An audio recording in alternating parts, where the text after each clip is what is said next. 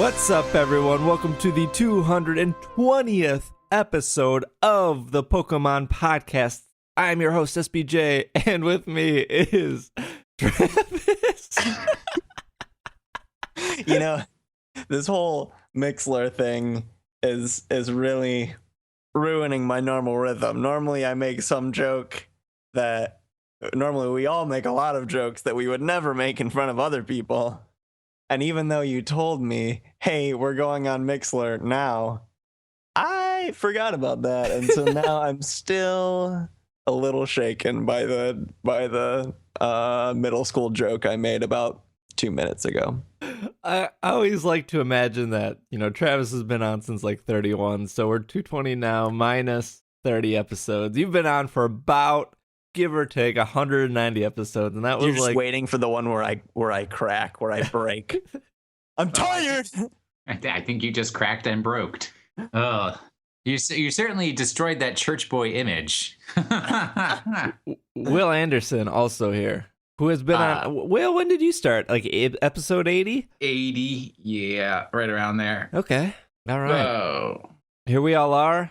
This is like the third week we've done live on Mixler on Sunday. For some reason, I feel like the last couple episodes have been strong. That probably has to be in part that we did like a 3-week stint of being live on Twitch. And I don't know, I feel like that just kind of threw off our rhythm or something, but I like just the recording and not seeing your guys' faces. I agree. If there's anything I don't want to see, it's Steve and Travis. Yeah, we're mixing it up, and we're only doing the Mixler thing. I mean, you could say that the Mixler thing could be as distracting as the Twitch thing, but not nearly as much because I don't have to worry about how my hair looks when we're doing it on Mixler. That's true. Also, like, Mixler costs money and Twitch doesn't, so I want to make sure we're at least getting something out of Mixler. Speaking of Mixler, I've been listening to a lot of old It's Super Effective because that's the primary use. If you don't know what to listen to, if you're just bored, if you're maybe newer to It's Super Effective and you're like, I don't know where to start with the older stuff, you could just turn on the Mixler and something's going to be playing. And I have to say, after listening to some Mixler stuff, it was like the 160 to 180 episode range. I always sound like I'm tired, like there's no oomph behind my voice, and like, oh, that doesn't sound like good. It was an observation I observed. What era of episodes was that? What was 60 to 80? That was after our hiatus. That was when we came back from our Kickstarter. We had a hiatus? Oh, yeah. We had a hiatus? No, yeah, we did. It was 150 is when we had Joe from Cerebi on. Yeah. And then... Wasn't there for that one, but I remember that. You sometimes you have to cut the fat when you're... Well, given the terrible thing I said just like 10 minutes ago, I would probably end up saying that to the webmaster of Cerebi. And then we took... What was that? That was probably in like August or something. And then the Kickstarter went live, I think in September, and then we didn't come back until like November-ish, I want to say. I don't think it was that long. I thought it was just like a month. I think it was 2 months. I just remember I could take like those really nice Sunday afternoon naps and not have to set an alarm to wake up in time to record. I could just sleep and recover from my horrible it's just long so runs. hard to be up at 1 p.m. on a Sunday.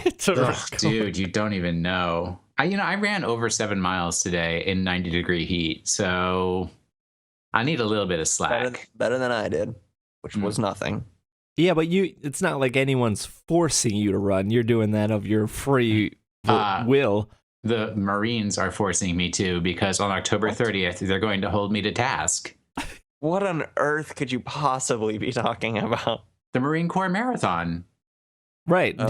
Yeah, but you don't like have to do that. Oh, dude, I paid like $140 to be in that race. That's no refunds. That's the problem. I have to do it. That's the problem with races is you have to pay to do them. So like, once you pay, you don't get that money back, and it's either I run and get my money's worth, or I don't run and that money is now down the drain.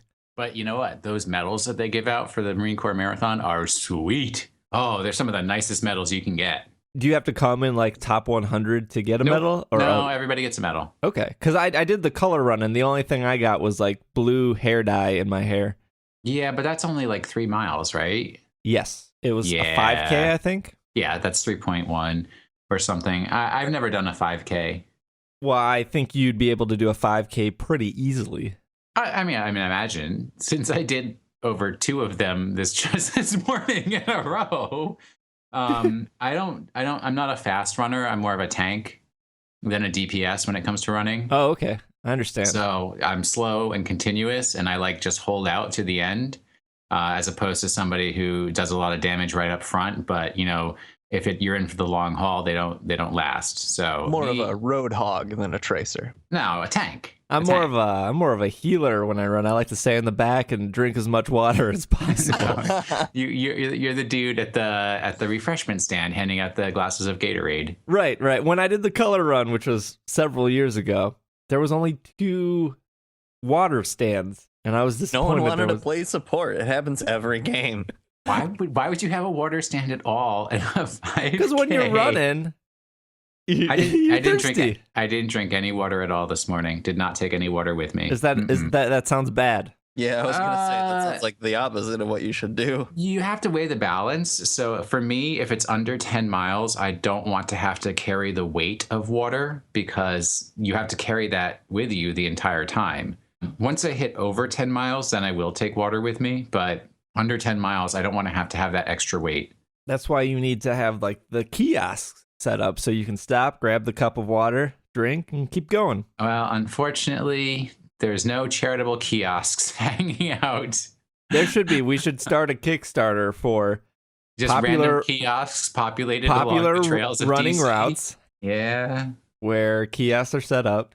Well, yeah, I wasn't even doing, for most of my run today, I wasn't even doing a trail. I was going down Lowborough, which is around by the Mexican ambassador's residence and the reservoir. So that wasn't, I wouldn't have come across a kiosk anyways. Well, we know Will's still running. Sounds like Travis is still playing Overwatch.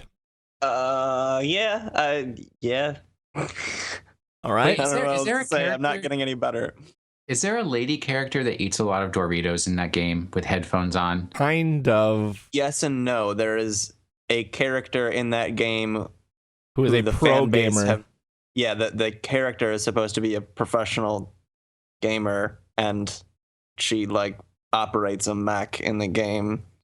And so because she's a pro gamer, the fan base in their artwork of her often depict her guzzling Mountain Dew and eating a lot of Doritos. So yes and no, there is that character, but it's really stereotypical, but it's also kind of funny. Wait, you don't play that game, Steve? I've played enough of that game to did you Redbox it? No, I was in the beta. I was in the early beta before they gave beta access to everyone, so I probably put about 20 hours in. Oh, intriguing. And the beta was the full game. They didn't change anything when they released the game. Right. Besides, like, reset your stats. How'd you get in on that? You just pre-ordered it on Amazon. And then they gave it to you, I think, on, like, Monday. And then they gave everyone else access on Thursday. And then they extended it, like, an extra couple days. So I played the entire time. Wait, so you got it. You pre-ordered on Amazon. You played the beta. And then you said, this game is not for me. And you canceled your order. You're 100% right. Wow. That's like, almost like stealing. If the game would be for me if it was $20, but it's $60 on PS4, and there's just not enough content. There's not enough game there. Yeah, even I like it a lot. I've put about 30-ish hours, 35 hours into it. And everyone has said this and has already said it more eloquently than I have. But even on PC, $40 seems like a strange price to pay for a game with 2 game modes, for just play the game or play the game with little wacky rules thrown in. Payload like eventually they're gonna or zone control. Like those are your only 2 modes. They do every week they add it. They rotate out different game modes. Like the one that was, I don't remember what the one is like right now, but the one last week was Mystery Heroes. So every time you died, it would resurrect you as a different hero that you couldn't switch out of. So they have like little, they call them brawls, similar to how Hearthstone has the tavern brawl that switch out every week. But just like that, and then the normal quick play seems like a little sparse. It doesn't really matter to me, just because I find it to be a good game to play after a day of doing whatever. It's a good game to wind down for me, so I don't really care. But if I were not already inclined towards that type of game, I would be a little weirded out by the price tag, especially on consoles. Well, somebody should do like a research project, because I think you can pretty easily say nowadays that if something's a AAA game, it's going to be $60, period, right? AAA has to be $60. Even if it's going to come with expansions later, those expansions cost more money. But it didn't always used to be that way. Like, games were really priced more towards like what the projected demand was going to be. And there was a lot of variation in the pricing of games. But now it's like, it doesn't matter if you're a 5-hour game or a 100-hour game. If you're a AAA game, then you're $60. So somebody figure out what day and date that occurred and what was the what is it? It was the release of the iToy for the PlayStation 2. Everything just went downhill from there. I mean, I don't really care how much a game costs per content there, and that sounds hypocritical from what I just said earlier. But like, I paid $20 for Firewatch, and Firewatch is a very short experience and not much changes in it. And then, you know, I complained because Overwatch was $60, and the only difference between the $60 on PS4 and the $40 on PC was there was, I think, 6 or 8 exclusive skins. And to me, that's worth $20. Yeah, right? that's not worth, like, give me the $40 option on PS4. I probably would have been more likely to buy it. Also, as Will elegantly put it earlier in episodes, I am a game gobbler.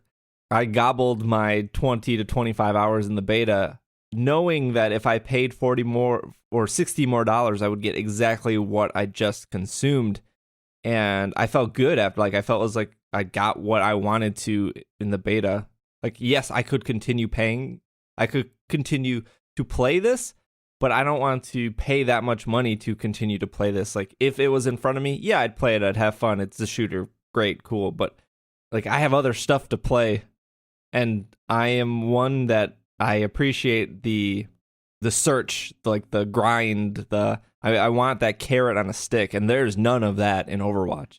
You don't get that rush when you get a loot box and you level up and you hear I don't like, the costumes are cool, but they don't do it. Like, it's not the same as a new gun in Destiny where the perks are different, and it's like, oh, I have 4 auto rifles, but this auto rifle has this perk, which may or may not be better, but it's still something that I could shuffle through. And, like, no, I get what you're saying. And sarcastic. But I mean, like, Steve is a sucker for, like, he just pours his money into the most ridiculous things because, right, Travis, you don't pay attention to Destiny, so you don't know this, but they've announced, like, they're returning one of the most popular rocket launchers to Destiny, Gallahorn. But like, if you have a pre-order or something special, it's like you can get the black Gallahorn that everybody else can't have. And Steve is like, I've already written my check because I've got to have the black one. Oh, it's paid for. I've already. It's pre-ordered. Okay, Steve, I was actually looking at Destiny on the Xbox One just the other day, and guess how much all current Destiny content, everything, even with the special pre-order upgrades and everything. I think it's all on sale this week because of their announcement. It's like $30 for everything. $30 for everything, and then how much for all the add-ons, the special class items, and etc. I don't know. Those are probably another like 20, 40. So it comes to 40 for everything. Yeah, and how much did you pay to get everything? Oh, easily, 100. I probably put like $500 into Destiny because of all the dances. Yeah, I mean, I've put a ton of money into Destiny because I, got the PS4 for it and the Vita for it. But I've also approached 1,600 hours into Destiny, so the dollar to hour ratio, I think, was worth my while. There are other games with dollar to hour ratios.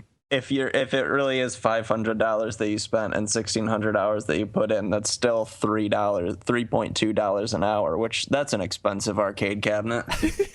Oh, wow. But the memories, Travis. Pokemon is a thing. How much of that previous conversation is just gonna get cut?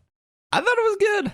Spending like 40 minutes talking about how much money we spend on video games. It was about 15 minutes. I was looking at the timer because we had 3 minutes of you slipping up before we went into. Sounds right. 3 minutes of Rings a bell. potty mouth. And there's only like 15 of our 15 listeners that heard it, and we have quite a bit of listeners, so that's a very small market. All right, let's start off with some Pokemon news. We will start off with the Zoro of Pokemon, Zygarde. Wait, no, Zoroark is the Zoro of Pokemon. Does Zoroark draw Z's on things when it shoots off its... It does. I don't think it does. With what move? You just don't know Zoroark as well as I do. No, Zygarde is the Zoro. The masked... I don't even know what Zoro's catchphrase is. The masked Avenger? He says, "Hey, I've got a sword." Hey, guess what? You're gonna get cut up. There was a YouTube... Was it a YouTube video? It premiered at the Taiwan National Championships. Which they had? That's what I was confused about. Weren't they canceled? No, that was the Hong Kong. Oh. Footage of Zygarde 10% form and Zygarde complete form in Pokemon Sun and Moon has been revealed. Originally aired at the 2016 Taiwan Pokemon Video Game National Championships, which has been uploaded to the official Japanese YouTube channel, Pokemon YouTube channel. The official Japanese YouTube channel, all of Japan. I think it's on the English channel now, too. Okay. Yeah. Zygarde 10% form was shown using moves 1,000 Waves and 1,000 Arrows. These moves exist in the code in Generation 6, but they are currently unobtainable. When at low HP, Zygarde 10% form. What is 10%? Is that the dog? The doggy. Okay. 10% form. Ability Swarm chain. When at low HP, Zygarde 10% form's ability Swarm Change activates, changing it into complete form and restoring HP. Zygarde complete form was shown using a new move called Core Enforcer. This move has a long animation which Zygarde raises into the air, prepares energy orbs at its chest, and then shoots down a bee and draws a Z shape on top of the target, which then bursts into fire. While the type has not been revealed, it was a super effective damage to a Garchomp. Oh, so it's obviously ice. Or fly? Is flying good against ground? No, it would be either ice or dragon. It's probably a dragon type move, honestly. Probably, yeah. Or if we're getting really, it could be one of the. I mean, we've seen with Gen 6, we saw moves like freeze dry and flying press that are a bit of a strange take on how super effective works, or even how move typing works. So could even be something like that. Is 10% form the one that or not 10%, complete form, that's like the robot one? Yeah. Got it. With like the snake head as its chest? Yep, yeah. 50% is the one that we know and love from X and Y. Oh yeah. That looks like a salamander with a strange headdress. 10%. It looks like a cobra. The Arbok of Legendaries. I was gonna. Yeah, you're right. I'll just leave. That is definitely what it's supposed to be. 10% is the dog. Cell, there is like a little amoeba, and then there's Core Zygarde, which is like another amoeba looking one, and then complete is the Robo. It's not actually a robot, but it evokes like mechs. Yeah, and if anybody hasn't watched the footage from the Taiwan National Championships, I recommend it just because it's obviously the first reveal of that ability that converts 10% form into complete form. And the hype in that room was so real. There's someone going like, "Oh!" No. The whole room. Like you can, it's like you can hear like hundreds of people who are like shocked that this is happening in front of them. It's amazing. It's like infectious too, because then you get all hyped for like Super Zygarde.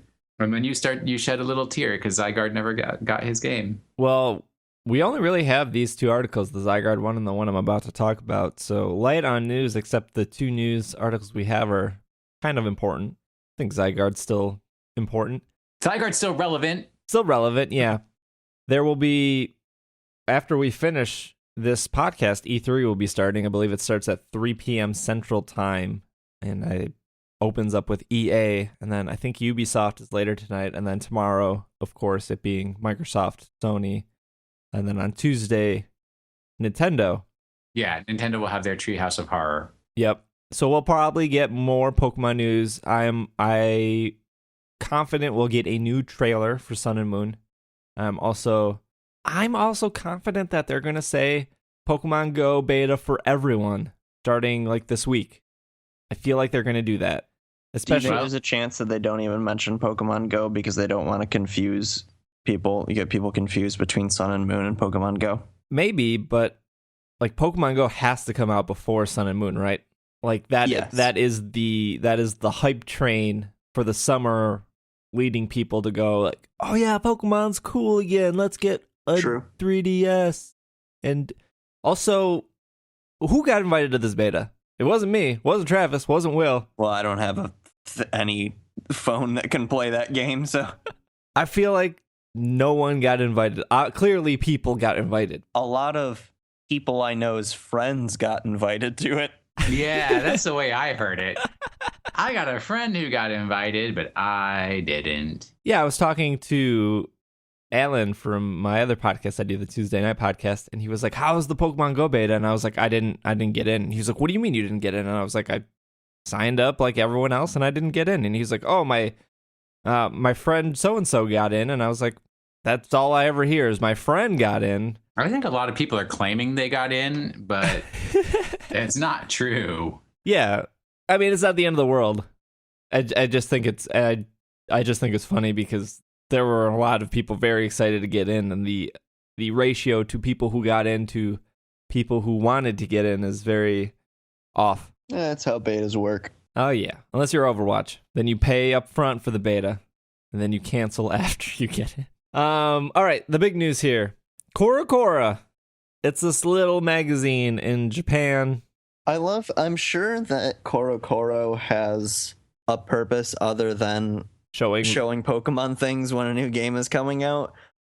But it's weird that unless it does reveals for other games that I don't know about, it's weird to me that in the West it's only known as that magazine that will occasionally show Pokemon things. Because I don't even know what that magazine is about. Is it a video game magazine?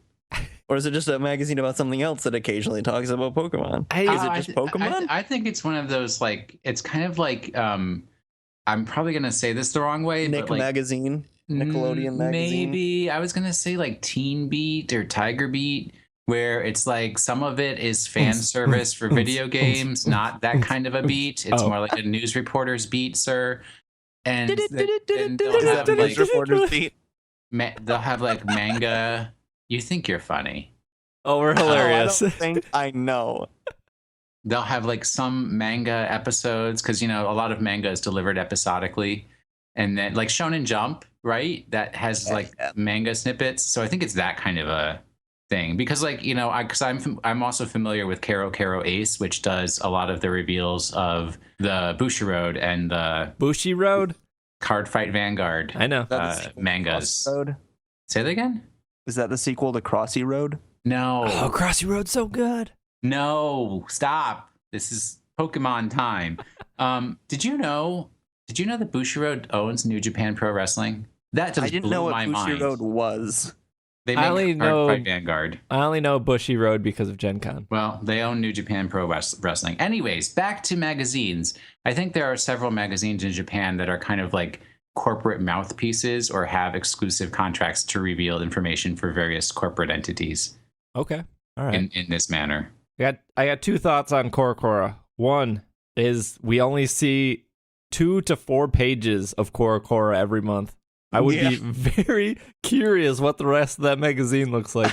Maybe even like the cover of it. I have no clue. What is their logo? Have somebody in Japan mail you a copy. Yeah, I should ask Andrew. 2. Point 2 is the initial person. Only one person in Japan has a camera on their cell phone, and they kind of take bad pictures every month.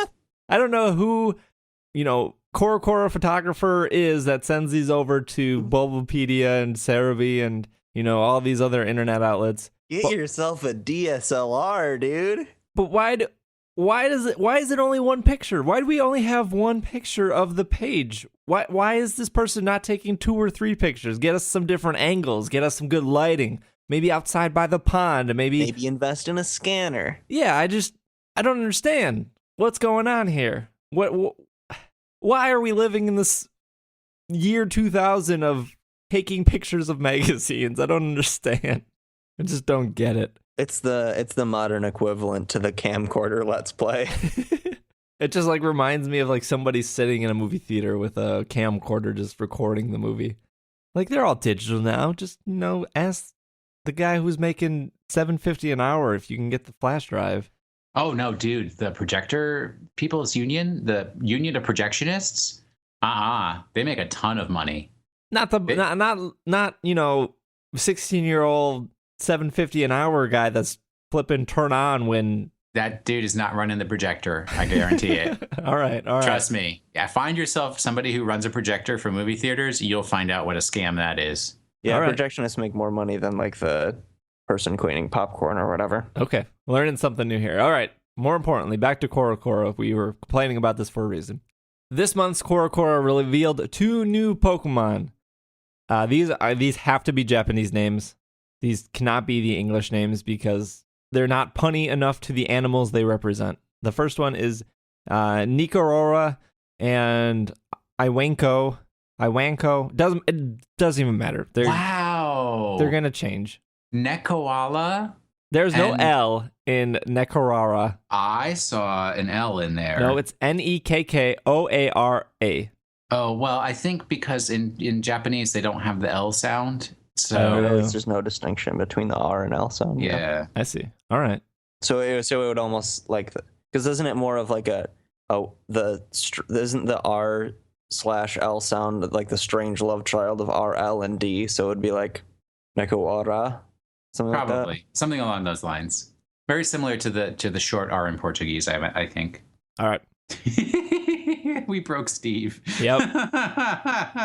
And then the other one's a dog. Cool. Yep. I'll forget the koala one is the good one. I've already forgotten these names. I can't even remember what the starters' names in Japan were.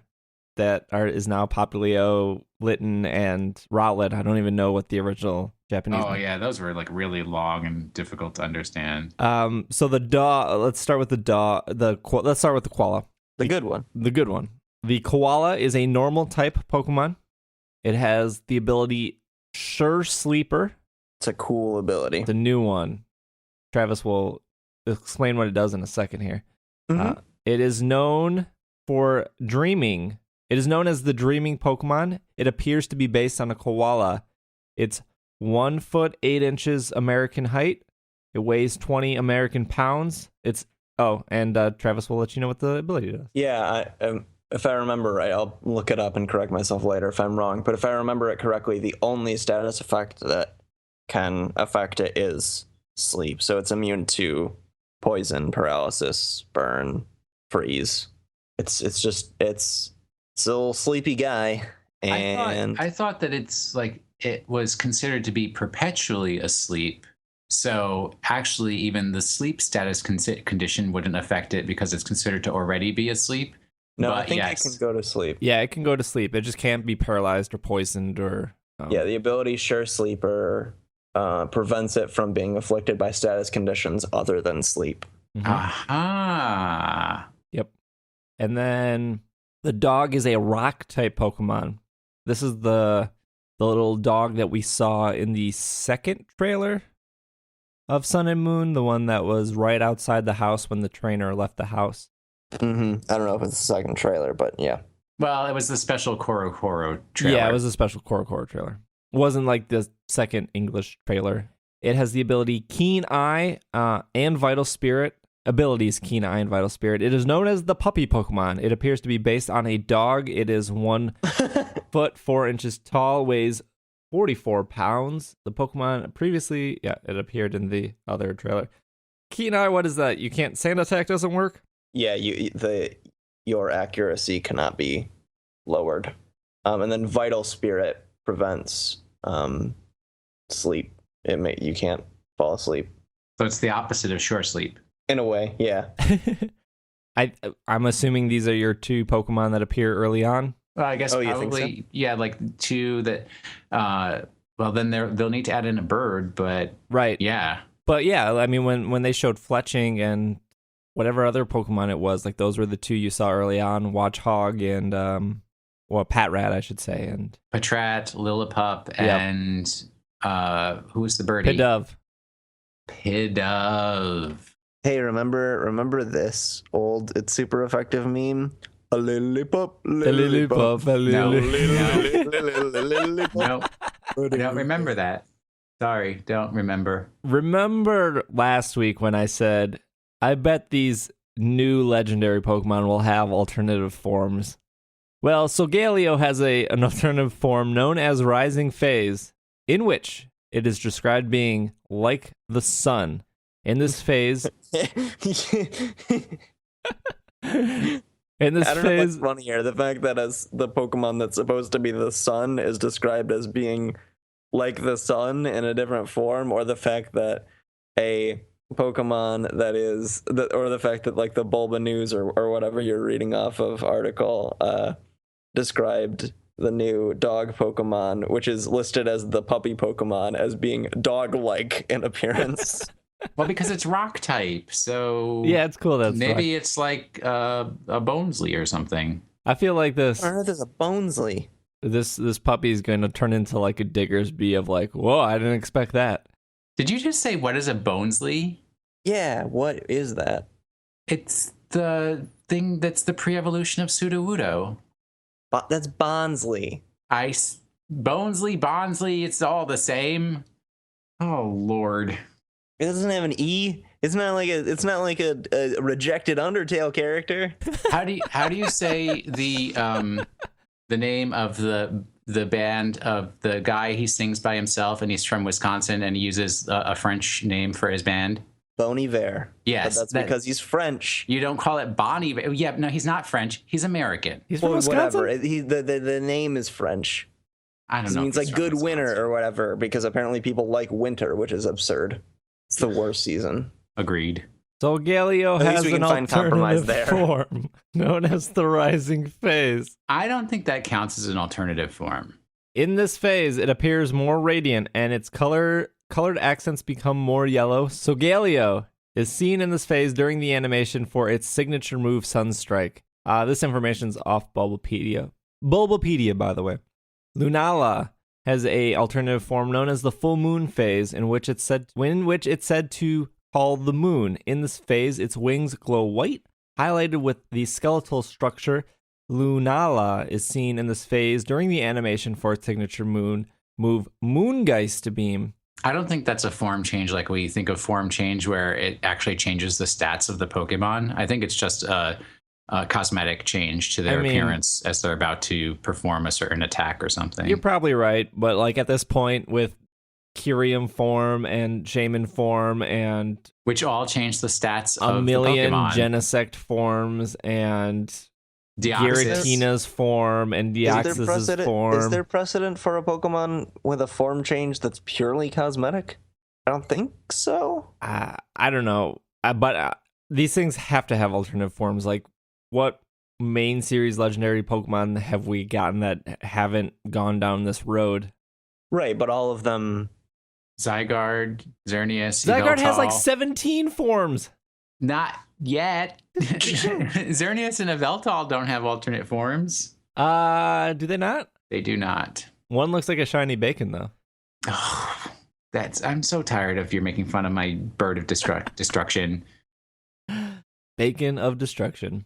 Magearna, that's a Pokemon that still exists here, has a new ability called Soul Heart, which can raise its special attack stat. The trigger is not currently known. It can learn a new move called Fleur Cannon. Fleur Cannon.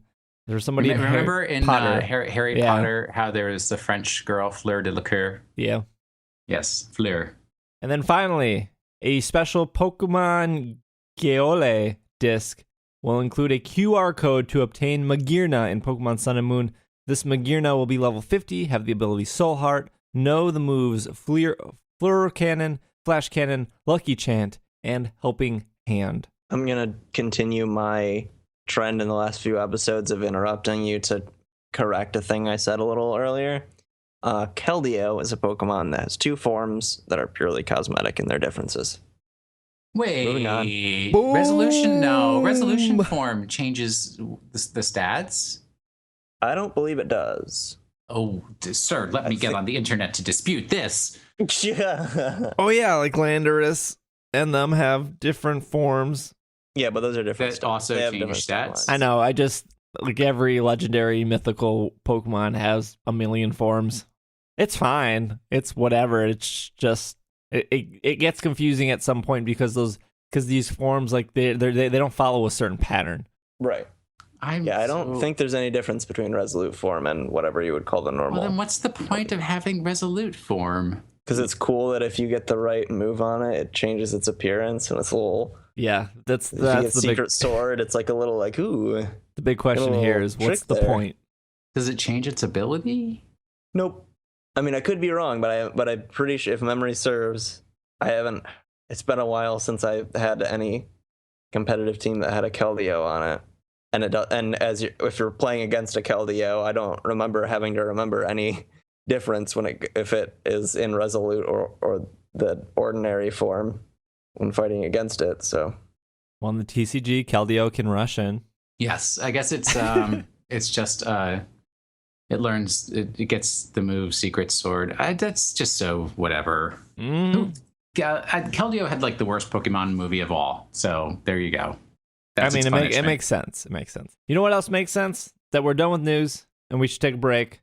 When we come back, I got 3 emails pulled up. I have some pin debacle that we can talk about, and then our Pokemon of the week.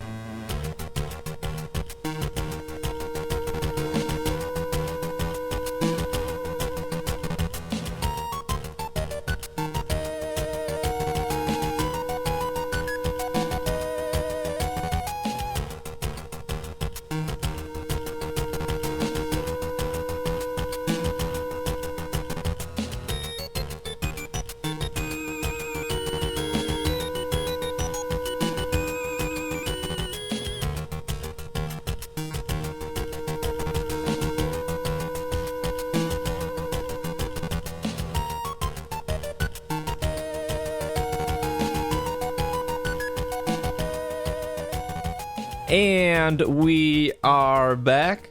Sometimes the breaks are long, sometimes they are not.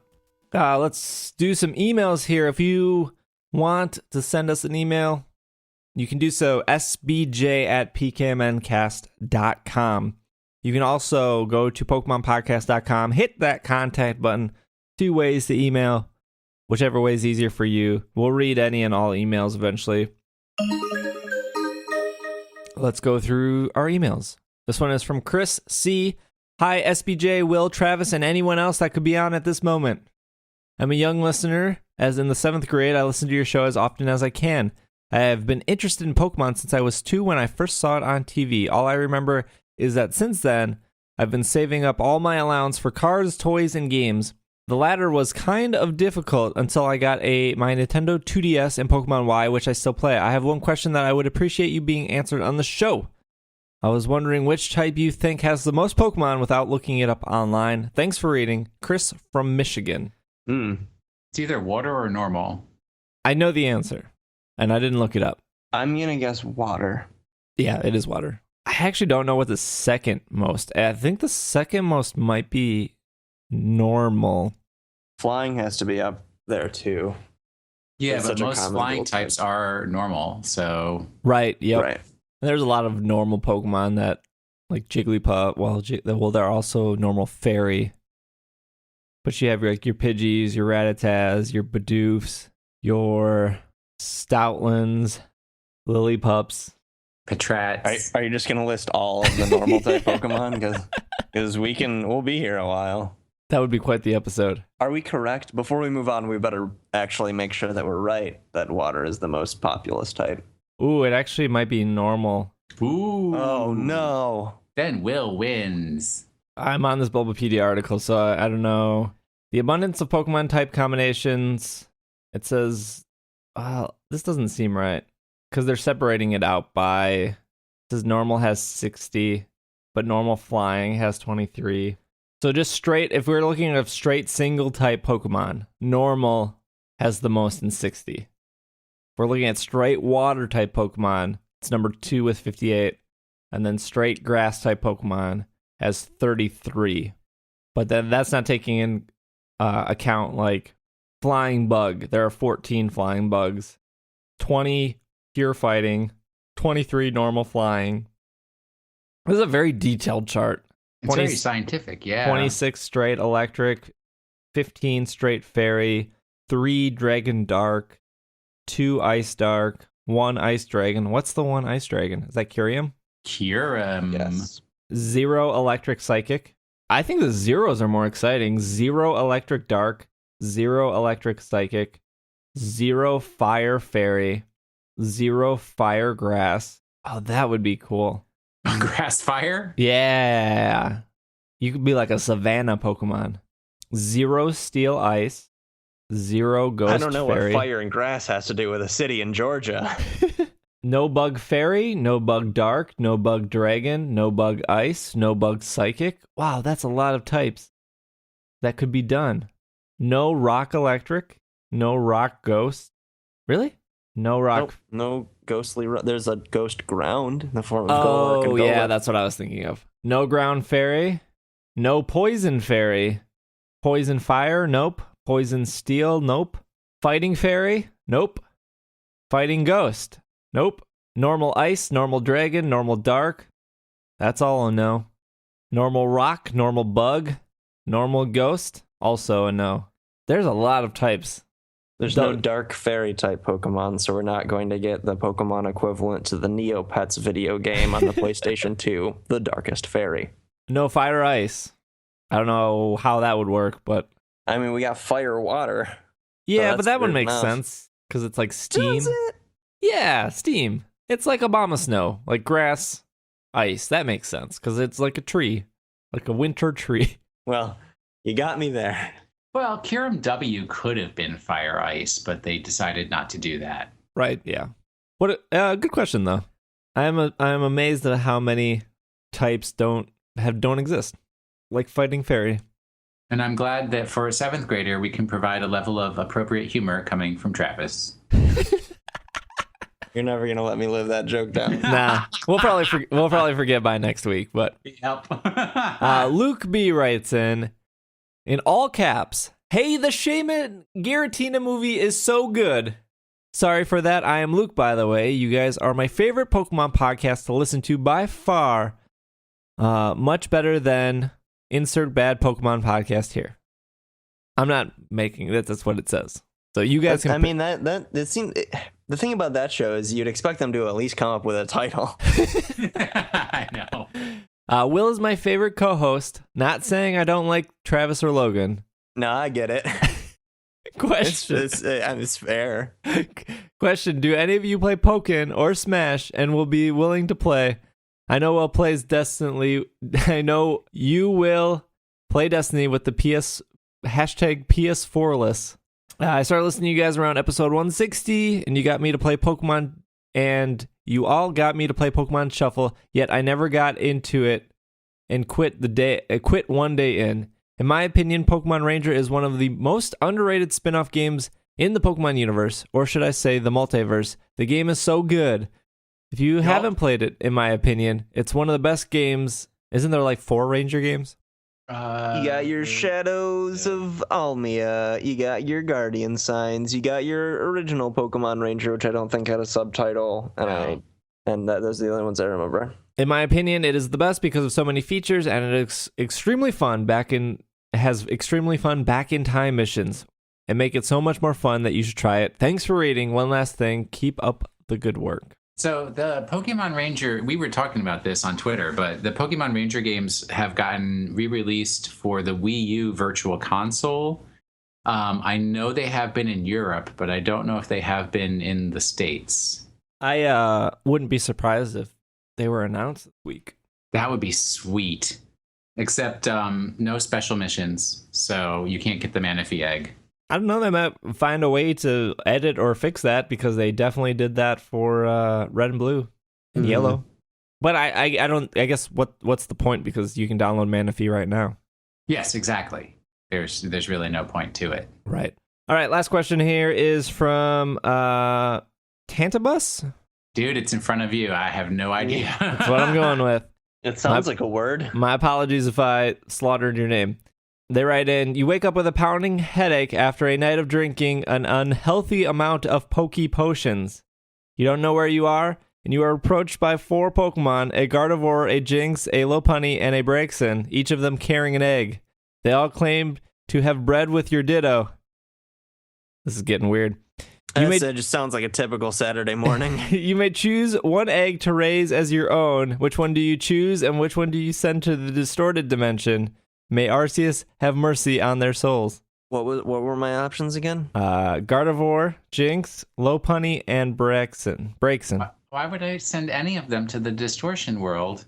Well, you can only pick one. That means the other ones you don't know what happened to. Why can I only pick one? I have a sufficient income and I'm a responsible adult. Hey, I didn't write the question. I have a team of 6. Yeah, Travis, you go first because I'm completely emotionally wrecked by this question. Gardevoir is a cool Pokemon. And it does lead to a lot of options, right? Because that egg could turn into a Gardedude. What's his name? It's like I'm having a brain freeze. Galade. Galad. Could turn into a Galad. I remember Garman and Garwoman, my 2 favorite Pokemon. I said Gardedude. I was listening to the Mixler. We've come full circle. And I think it was like episode 112 or 113. It was when we first started talking about fairy type, or maybe even prior to that. And I remember Travis being slightly upset because Gardevoir would become a fairy type. Yeah. But I think if I like it now, I've come around. Fairy's a really, really cool type. One of my favorites. It's no ice type, but it's good. I don't remember things well. How am I supposed to remember new type effectiveness? I'm with you. Mostly about the million different forms Pokemon can have now. If I was to pick one of these eggs, it would probably be the Braixen, because I like Delphox and I like Fennekin a lot. I'd go for probably Lopunny, because Mega Lopunny is real cool. Yeah, it is. Yeah. Oh, we didn't answer. Is that fighting type? Yep. The previous email asked if we played Smash or Pokken. We play Pokken. I completely forgot about that. Yeah, if enough people wanted to get together and play Pokken one night, I'd be all for that. But I don't play Pokken just nightly. I don't have a Wii U. I've come to terms with I've reached my quota on how good I could be at Pokken, and it's not very good. I'm really bad. I just button mash in that game. I don't even try. Give me Gengar, and that's all I go for. Go to town with that. Oh, but I actually did pretty well with Chandelure too. Chandelure's cool. You can't complain with that Pokemon. All right, let's jump over to PokemonCenter.com. Let's talk about some Pokemon. Do we have an item of the week? We have an item of the week. That there was a scandal. It's not really a scandal. Not a lot of these pins have reviews, but the Team Rocket logo Zubat Rattata Pokemon pin, it is a 3-pack for $18.99. They have some reviews. Are you going to give us the link so I can read it in a funny voice? Yeah, I'll send it over. Where there it is. We have so many versions of this chat open. We had a lot of technical difficulties before the show. Still Jolteon watch. Still no Jolteon pin in the store. I will read the first review here. Lovely pins by Ariel N. Quotation Mew from California. Just got these today and I love them. They are pretty nice size and the Pika-shaped pin holder is a nice touch too. The only thing I can complain about is the lack of Meowth in this set, since it's the Team Rocket Pokemon. Still awesome pins, and I'm surely buying another set too. 5 out of 5 Pokeballs. I'm just spoiled by how good that review was last week. Yeah. Yeah, By good, I mean great. I don't think we're gonna top it, but Travis, you want to read the other review here? Yeah, I'll read the name last because that's the only funny part. This is a 4 out of 5 Pokeballs review. 1 out of 3 people found it helpful. These are great pin collections. I just wish that with the Team Rocket logo, they included the Pokemon from the show, Coughing and Ekans. Otherwise, these are awesome. And that's by Dunkmaster 3, the Pokemaster. It's weird that I want to like these pins, but when you're selling me 3 pins for $19, Oh, and one of them is just an R. that's hard to swallow. It doesn't even have multiple colors. It's just like a Ooh. kind of pinkish R. Will, do you want to read the bullet points and how they're trying to sell you this? Are you down with Team Rocket? Grab this awesome Pokemon Pin 3-pack featuring the Team Rocket logo and 2 of Team Rocket's favorite Pokemon. Number 1, Team Rocket Team Pack with Team logo and the Pokemon Zubat and Rattata.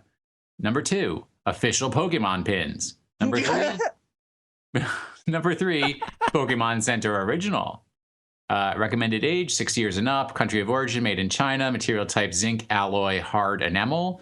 Item weight, 0.1 American pounds. Item dimensions, 0.25 American inches. 7 American inches height, 3.8 American inches length. I really, really doubt that these are 7 American inches tall. Probably the box.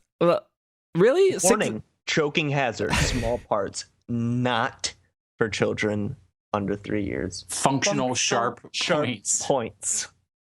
Pin contains functional sharp points.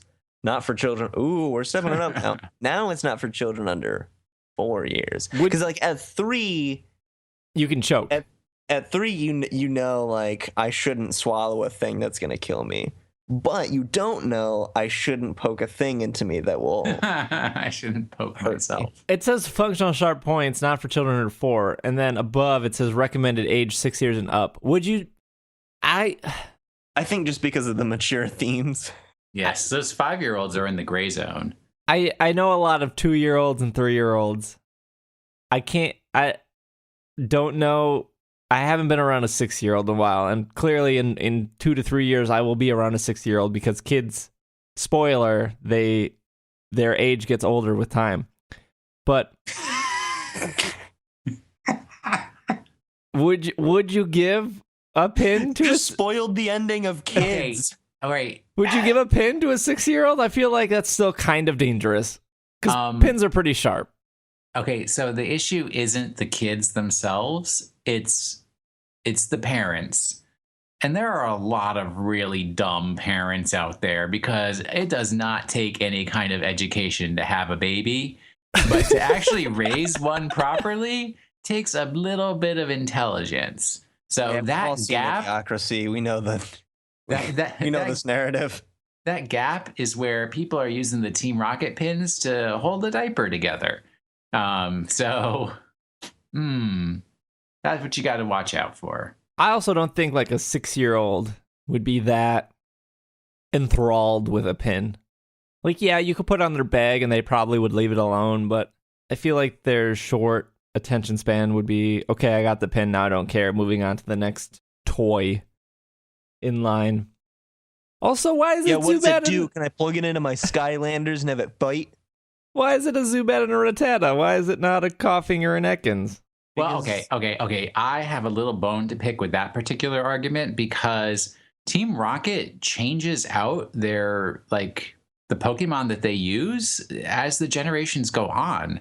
So honestly, if you really wanted the core Pokemon that they truly love and feel are part of their team, you'd want a Wobbuffet and a Meowth, because Wobbuffet keeps coming back. I don't think it's And- supposed to be the Team Rocket from the anime. I think it's supposed to be Team Rocket from Generations 1 and 2, and they would often use Rattata and Zubat. There's also that. You are correct. Yeah, but aren't you going for mass appeal? No. Apparently not. Clearly not. All right. Pokemon of the week. This week's Pokemon of the week is Stoutland, the normal type Pokemon. The big-hearted, The normal type Pokemon. the big-hearted Pokemon, as the Pokedex claims. It evolves from Herdier, which evolves from Lillipup. It is, well, Lillipup, I feel like, is the original puppy Pokemon. I agree. But now getting passed up from this new Generation 7, the hot stuff's coming in and pushing Lillipup and Stoutland off to the side. And it was my first shiny I ever Lillipup? caught. No, I caught it as a Lillipup, but I evolved it into a Stoutland. Interesting. Stoutland is a canine Pokemon with a talent for rescuing people lost at sea. What? Wait a second. Can Stoutland learn surf? Possibly.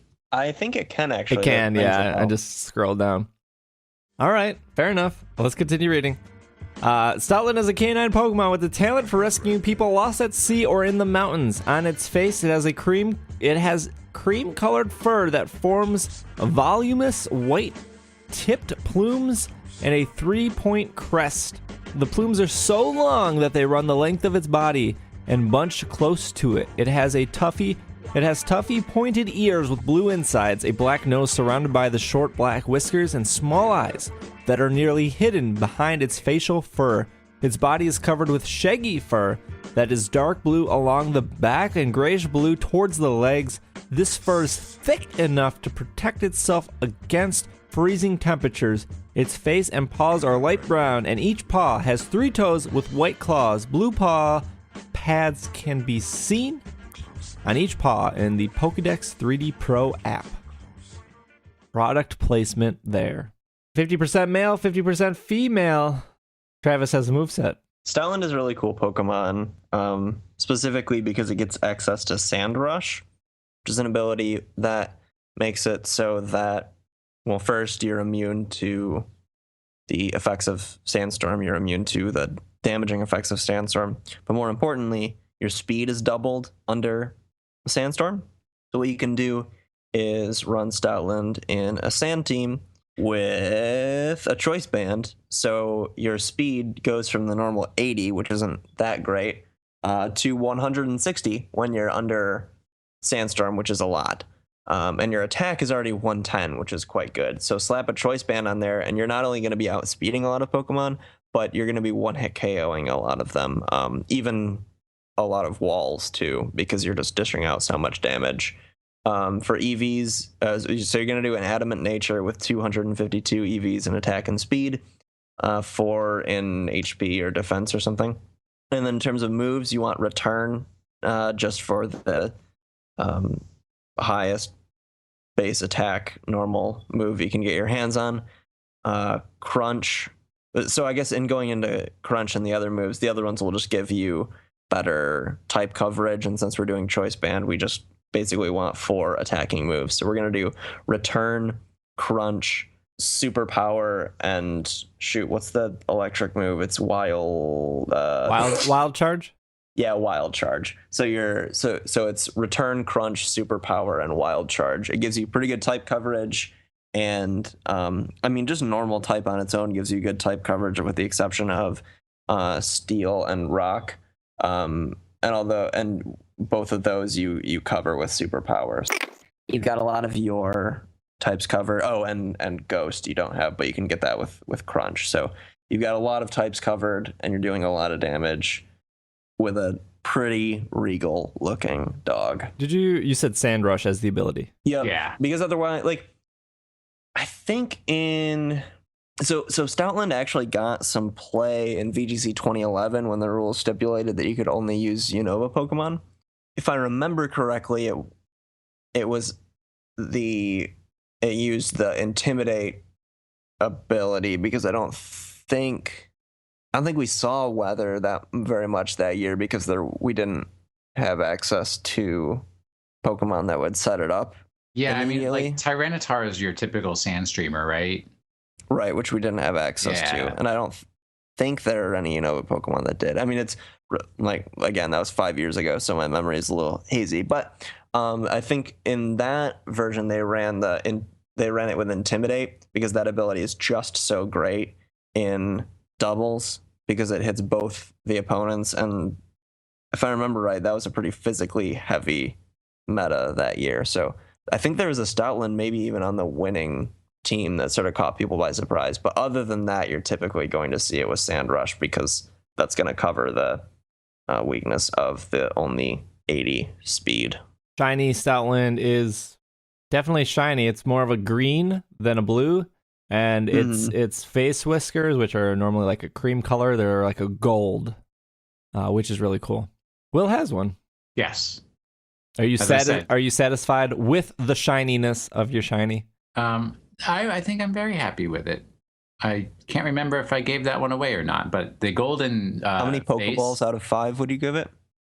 I'd say a 4. A 4 out of 5, all right. Yeah, because that golden mane is like what makes it. Yeah. Not that much trivia here. Stoutland was based on the combination of a Shih Tzu and a Maltese with some characteristics of a Yorkshire Terrier and a Scottish Terrier. Its talent so just every kind of dog. Right, its talent for rescuing humans in mountains is similar to the Saint Bernard. I don't know dogs that well, so that doesn't mean much to me. Saint Bernard is the one that has the cask of like brandy around its neck. Wow, that just shows our age difference because that used to be in all the cartoons. We should just jump back a little bit and talk about our thoughts with the koala and dog. We didn't actually do that. Oh, the koala is cool. All right, it's got moving a cool on. Ability. It's hugging a little stump, which is funny because koalas hang on to trees. It's cute. Are there koalas in Hawaii? There are no koalas in Hawaii. Right. There are Pokemon so unreal. What are the stomach pouch mammals called? Kangaroos. Marsupials. So marsupials are only in Australia. And koalas are marsupials. All right. What I was going to say is every year at the Pokemon Company International, there is a contest to determine who will design the Pokemon that can sell the most plushes, who will sell the most stuffed animals.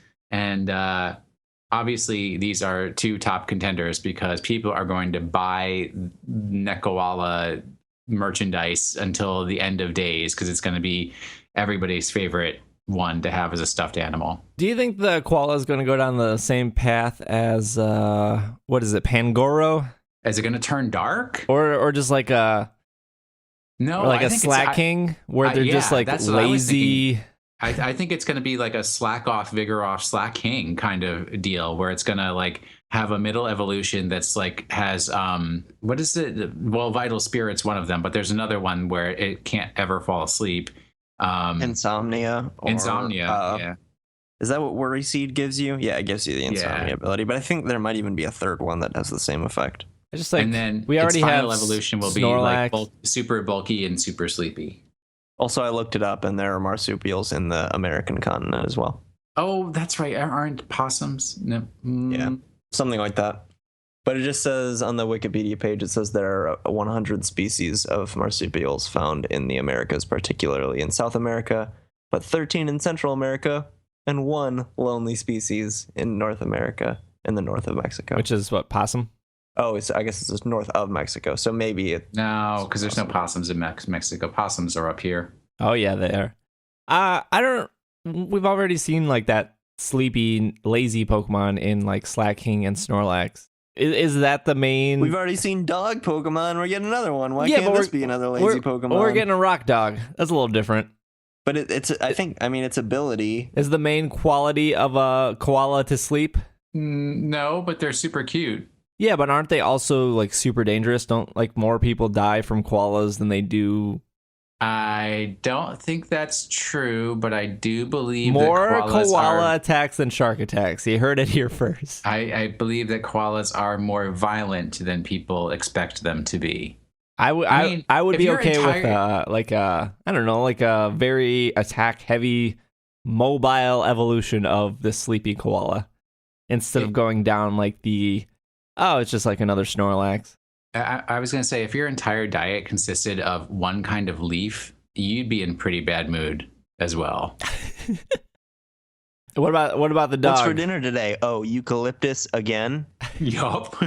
Every Or is day that for the rest pandas? of your life. Is it No, do no, no, pandas no. and koalas just eat eucalyptus? No, pandas eat bamboo, dude. Oh yeah, that's yeah, right. they bamboo it up. All right, rock dog. Yeah. I'm showing my ignorance. All right, so I immediately got angry texts and otherwise about what makes this dog rock. And to that, I would answer with the question, what makes a go-goat grass? What makes a chair a chair? Ugh.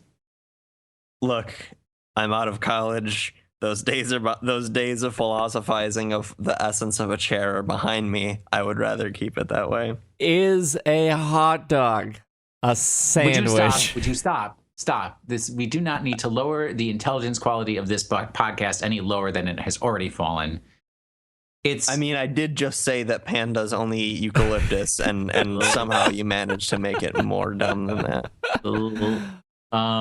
So it has a stone collar. That's what makes it a rock type.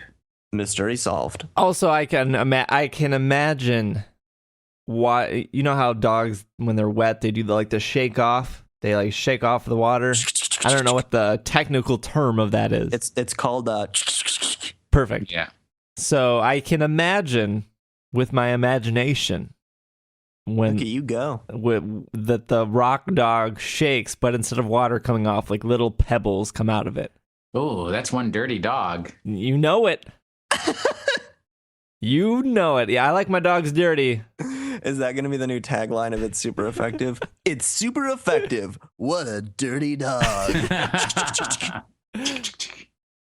But I think that's good to lay out a Pokemon and say this is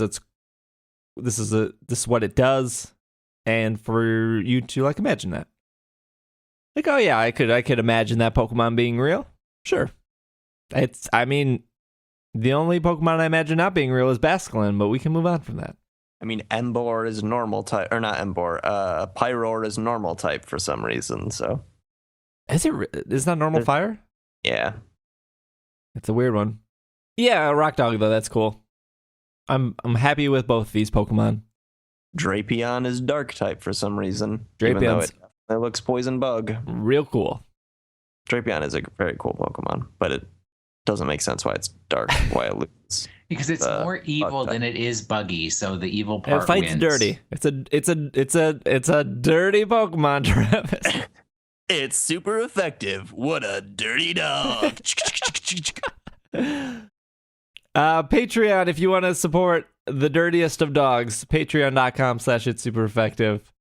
We might do a mini podcast sometime this week, depending on the sun and moon news we may or may not get. Depending on the phase of the moon.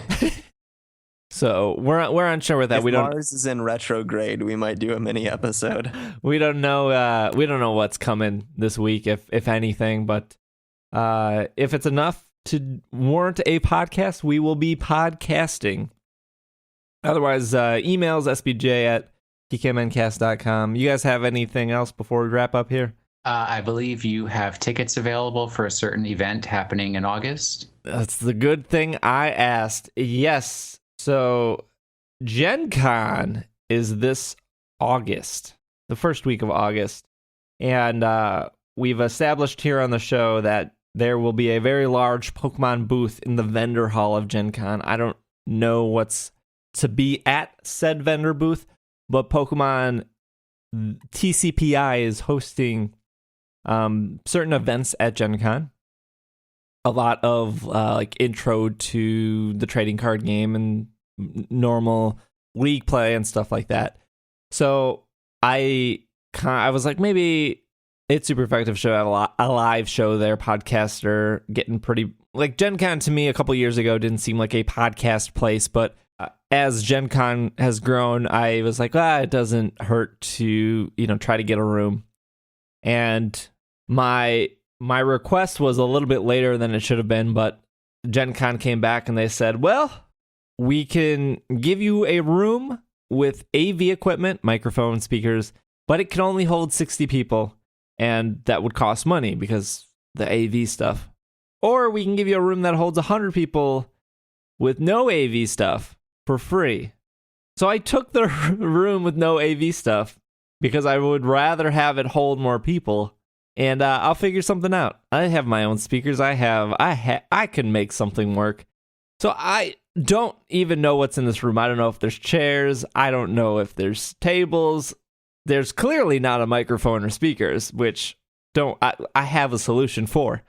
But it's very last minute. There are tickets if you go to gencon.com. If you are going to Gen Con, just search for Pokemon or Pokemon Podcast or It's Super Effective. Any of those terms should find you. The event is free. It will be Friday night at 6. Well, let's be clear. Gen Con is not free, right? Gen Con is not free.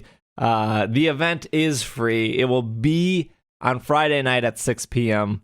If you're going to Gen Con, which you should, if you like games, if you like Pokemon, if you like conventions, we will be there in some capacity. What that is, I do not know. But we will be there. Cool. Yeah, thank you for reminding me. We'll be at Gen Con. E3 is this week, so if you're into video games that are other than Pokemon, enjoy yourself. Travis is at the Travis W. Will is at Wash in the Sink.